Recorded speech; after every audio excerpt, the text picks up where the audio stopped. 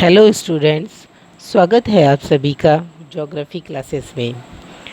हमारी आज की क्लास का टॉपिक है राजस्थान की जलवायु। जलवायु पर बात करने से पहले हम बात करते हैं कि राजस्थान की जलवायु को प्रभावित करने वाले कौन कौन से कारक हैं। सबसे महत्वपूर्ण कारक है पहला नंबर अक्षांश एवं देशांतरीय विस्तार। राजस्थान राज्य का अक्षांश और देशांतरीय विस्तार जो है उसके आधार पर ये शीतोष्ण कटिबंधीय जलवायु वाला राज्य है। परंतु इस राज्य के दक्षिण से दो जिले डूंगरपुर और बांसवाड़ा से कर्क रेखा गुजरती है, जिससे यह क्षेत्र जो है वो उष्ण कटिबंधीय जलवायु वाला क्षेत्र है। इस प्रकार राजस्थान का दक्षिणी भाग जो है वो उष्णकटिबंधीय जलवायु वाला क्षेत्र है, जबकि जो बाकी का क्षेत्र है वो उपोष्ण कटिबंधीय जलवायु वाला क्षेत्र है। समुद्र तल से दूरी भारतीय उपमहाद्वीप के आंतरिक भाग में स्थित होने के कारण राज्य की जलवायु पर सामुद्रिक स्थिति का प्रभाव नहीं पड़ता। इसलिए राजस्थान की जलवायु उपोष्ण जलवायु है। जैसा कि स्टूडेंट्स आप सभी को पता है कि जो समुद्र के तटीय इलाके होते हैं वहाँ पर सम जलवायु पाई जाती है, ना अधिक गर्मी होती है और ना अधिक ठंडी होती है। कुछ उमस सा जलवायु ह्यूमिड जो क्लाइमेट है वो पाई जाती है। जैसे जैसे समुद्र से हम दूर दूर जाते हैं, समुद्र तल से दूर आंतरिक भागों में जाते हैं, वैसे वैसे जो तापांतर है वो बढ़ता जाता है। तो इससे क्या होता है कि जो समुद्र की जो जलवायु होती है, जो समुद्र के निकटवर्ती क्षेत्रों की जलवायु होती है, वो आंतरिक भागों में धीरे धीरे कम होने लगती है। फिर है तीसरा पॉइंट अरावली पर्वतमाला की स्थिति। राज्य में अरावली पर्वतमाला का विस्तार जो है वो दक्षिण पश्चिम से उत्तर पूर्व की ओर है, जो अरब सागरीय मानसून के समानांतर है। इस कारण राज्य में अधिक वर्षा नहीं हो पाती। राज्य में वर्षा दक्षिण पश्चिम मानसून की बंगाल की खाड़ी की शाखा से होती है, जिससे राज्य में अरावली पर्वतमाला के पूर्व में तो अच्छी बारिश होती है, लेकिन जो पश्चिमी भाग है वो वृष्टि छाया प्रदेश के रूप में रह जाता है। यानी जो अरावली पर्वतमाला के पश्चिमी का जो क्षेत्र है, जो पश्चिमी राजस्थान है, वो अपेक्षाकृत कम वर्षा प्राप्त करता है। फिर है समुद्र तल से ऊंचाई। जो भाग समुद्र तल से जितना अधिक ऊंचा होता है वहाँ की जलवायु उतनी ही ठंडी होती है। जैसा कि आपको पता है कि जैसे जैसे हम पहाड़ी इलाकों में जाते हैं वहाँ पर ठंडी जलवायु पाई जाती है, जबकि जो राजस्थान का जो क्षेत्र है वहाँ पर अपेक्षाकृत गर्म जलवायु पाई जाती है।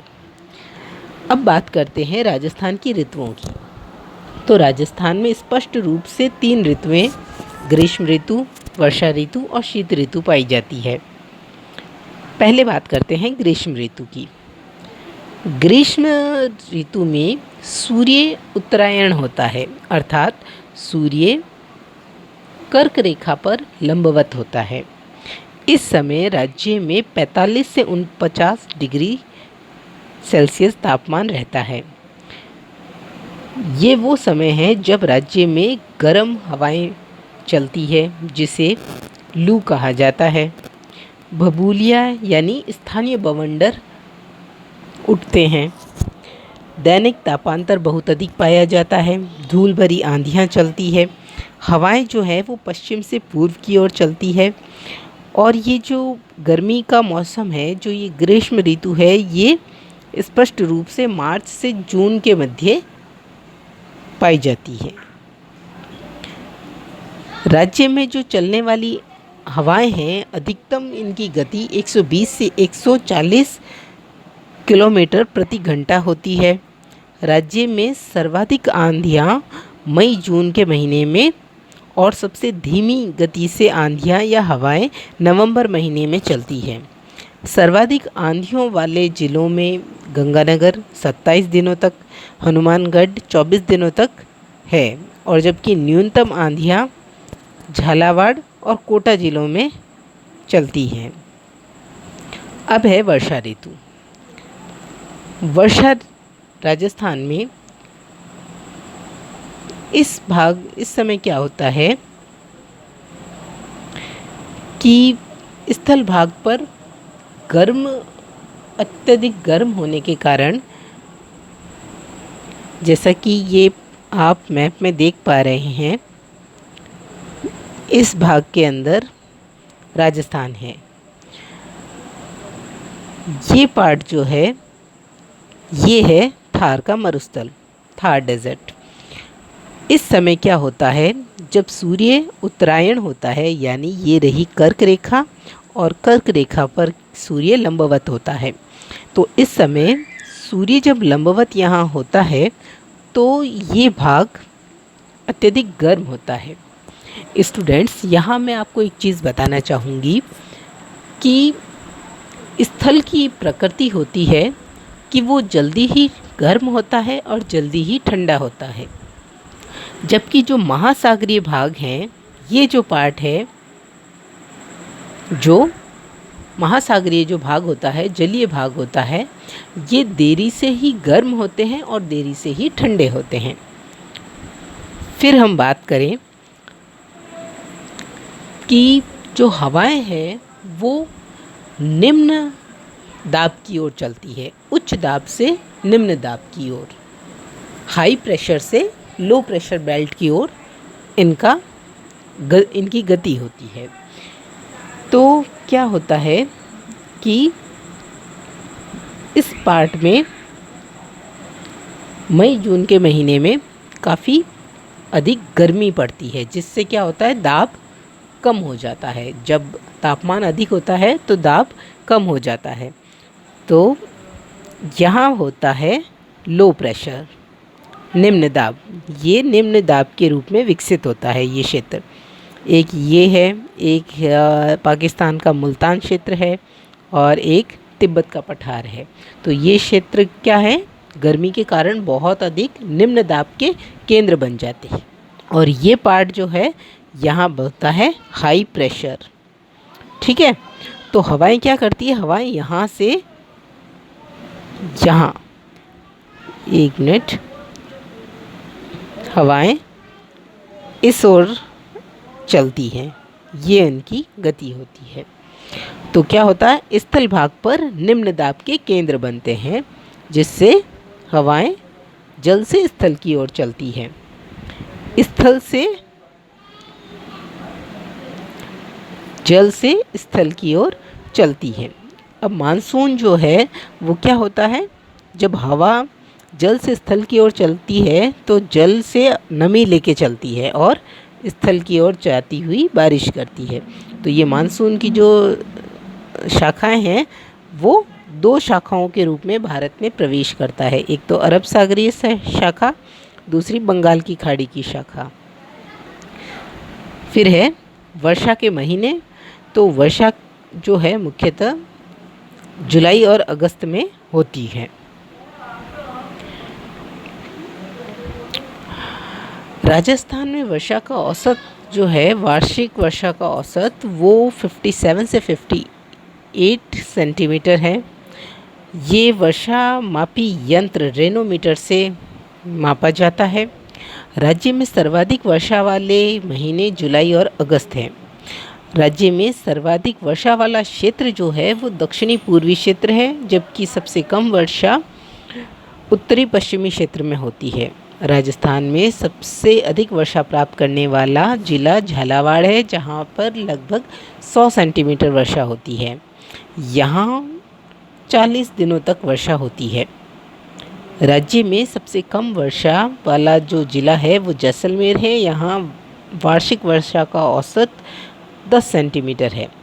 यहाँ वर्षा की अवधि मात्र 5 दिन है। सर्वाधिक वर्षा वाला स्थान माउंट आबू सिरोही है, जहाँ पर 125 से 150 सेंटीमीटर तक वर्षा होती है। सबसे कम वर्षा वाला स्थान सम है जैसलमेर का, जहाँ पर 5 सेंटीमीटर वर्षा होती है। ये थी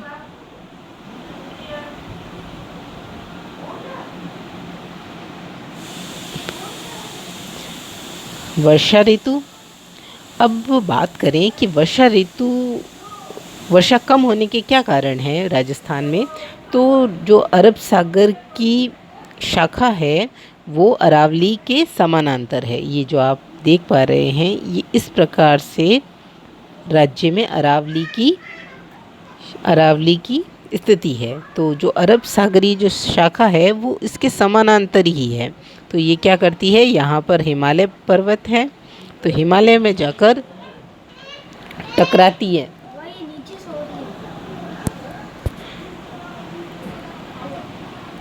हिमालय में जाकर ये टकराती है अरब सागरी शाखा, और यहाँ पर बारिश करती है, और ये अरावली के समानांतर सीधे आगे की ओर निकल जाती है।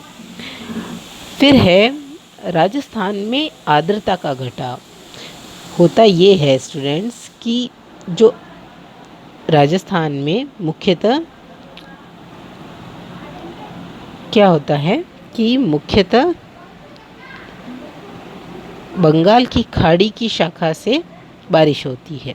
तो ये बंगाल की खाड़ी से यहाँ से चलती है और यहाँ पर आकर जब तक आती है तो ये पूरे भारत में बारिश करती हुई आती है, बंगाल की खाड़ी की शाखा। तो यहाँ आते आते इसकी आर्द्रता कम हो जाती है। फिर है वनस्पति की कमी। तो कुछ वनस्पति की कमी के कारण भी राजस्थान में बारिश कम होती है। अब बात करें शीत ऋतु की। राजस्थान में शीत ऋतु का आरंभ जो है वो अक्टूबर महीने में होता है, और वास्तविक सर्दी की शुरुआत दिसंबर महीने में होती है, और फरवरी के अंत तक राजस्थान में सर्दी का मौसम रहता है। इस समय स्थल पर उच्च दाब विकसित होता है। ये वाला भाग जो है ये आप देख पा रहे हैं, यहाँ पर बारिश में सर्दी में बारिश होती है, जिसे यहाँ पर कहा जाता है मावट। ये रबी की फसल के लिए काफ़ी लाभदायक होती है। इस मावट को गोल्डन ड्रॉप्स भी कहा जाता है, और इस समय पाला भी पड़ता है। हमने बात की मावट की, तो मावट क्या है, यहाँ पर ये पार्ट आप देख पा रहे हैं, ये है भूमध्य सागर। तो क्या होता है कि इनमें विक्षोभ उत्पन्न होते हैं। तो ये विक्षोभ, ये जो चक्रवात है, ये इस ओर गति करते हुए आते हैं, और इन्हीं विक्षोभों के कारण बारिश होती है, जिससे क्या है, जिन्हें राजस्थान में मावट कहा जाता है। राजस्थान में प्रवेश करने वाली कुछ हवाओं के नाम जो हैं उसमें है भभूलिया। इसका शाब्दिक अर्थ है कि वायु का भंवर। मरुस्थल में निम्न वायुदाब के केंद्र के कारण स्थानीय स्तर पर बनने वाले भंवरों को स्थानीय भाषा में भभूलिया कहा जाता है। फिर है पश्चिमी विक्षोभ। शीतकाल में पश्चिम से पूर्व दिशा की ओर चलने वाली भूमध्य सागरीय पवनों को पश्चिमी विक्षोभ कहा जाता है। इन्हीं के कारण राजस्थान में मावट होती है। इन्हीं पवनों को क्षोभ मंडल में 6 से 12 किलोमीटर की ऊंचाई पर जेट स्ट्रीम कहा जाता है। इन पवनों का नाम जेट स्ट्रीम दूसरे विश्व युद्ध के समय युद्ध विमान B-32 जेट विमान के आधार पर रखा गया था। ये था हमारा आज का टॉपिक, राजस्थान की जलवायु।